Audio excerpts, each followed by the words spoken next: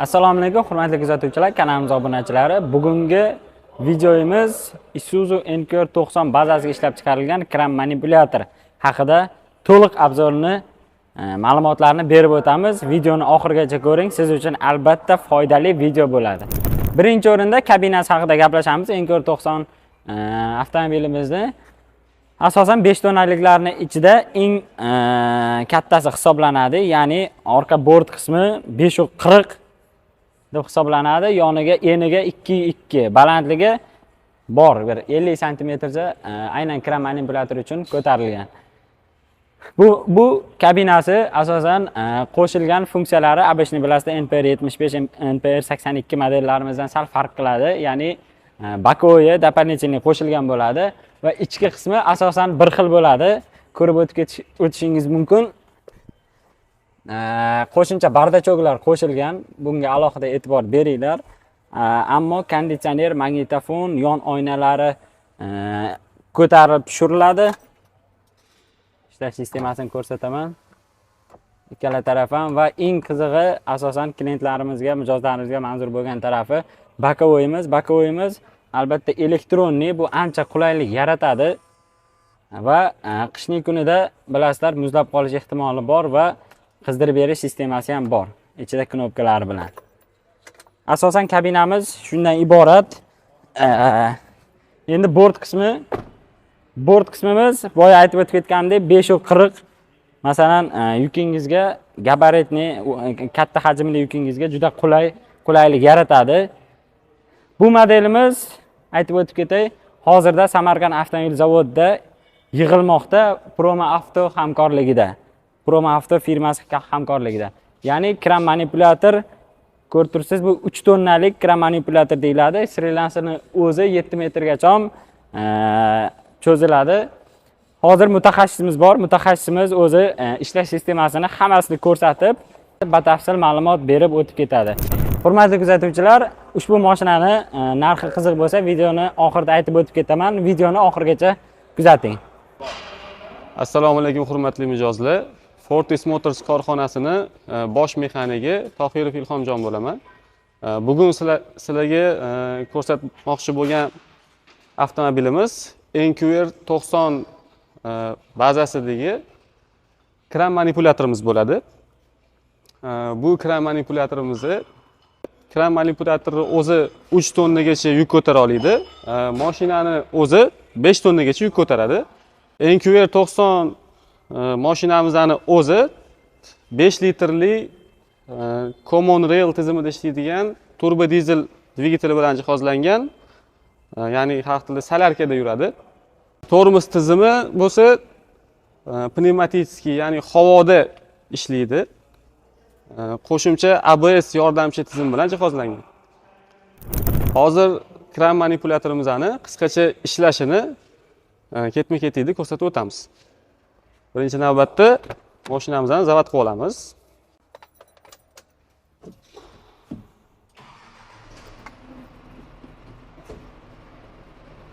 Mashinamizni zavodga oldik.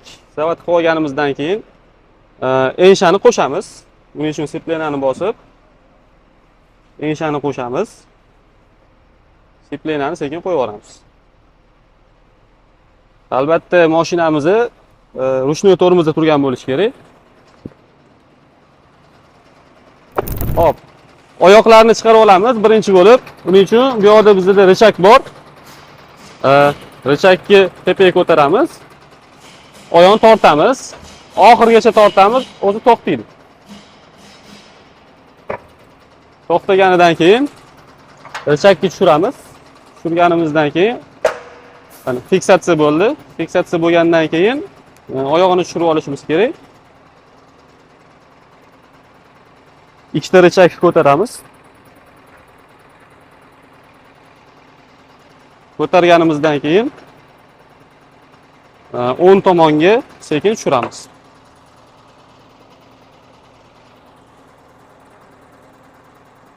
Keyin обязательно fiksiyot qilamiz. Fiksatsiya bo'ldi. Endi ikkinchisini. Ikkinchi oyog'ini ham xuddi shu ketma-ketlikda tortamiz.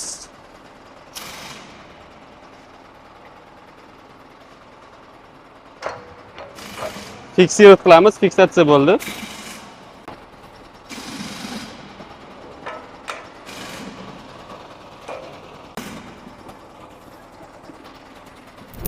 Apparatni yoqamiz, rechakka pastga tushiramiz, burchagini pastga itaramiz, oyog'i tushib keladi.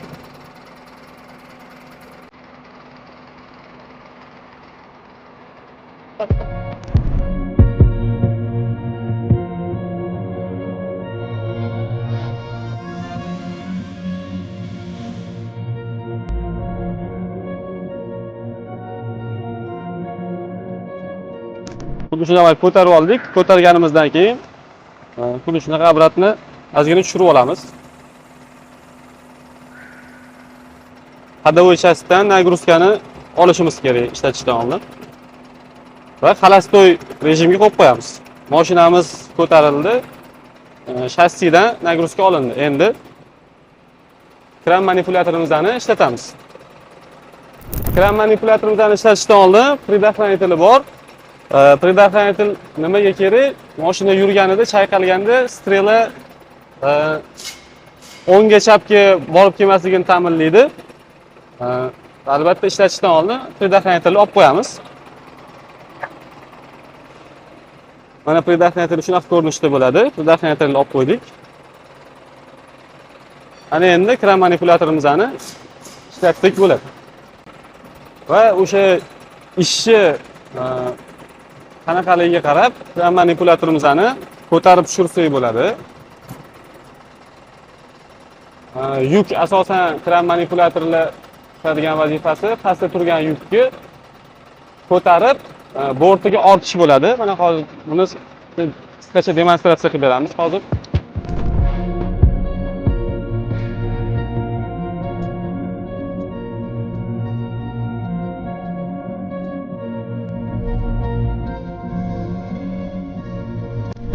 Birinchi rechagimiz strelamizni aylanasiga javob beradi. O'ngga chapga aylanishiga. Ikkinchi rechagimiz strelani chiqishiga va kirishiga javob beradi. Uchinchi rechagimiz strelani ko'tarilish va tushishiga javob beradi. To'rtinchi rechagimiz ilgini pastga tepaga ko'tarilish tushishini ta'minlaydi.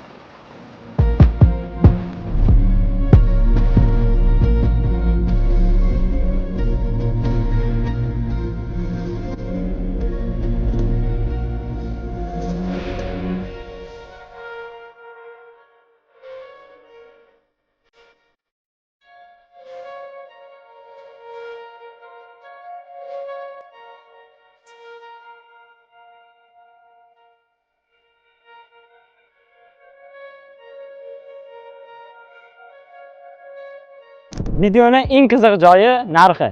Narxi hozirda zavod narxi bo'yicha 460 million deb belgilangan. Hurmatli kuzatuvchilar, aynan buni qanday sotib olishingiz mumkin?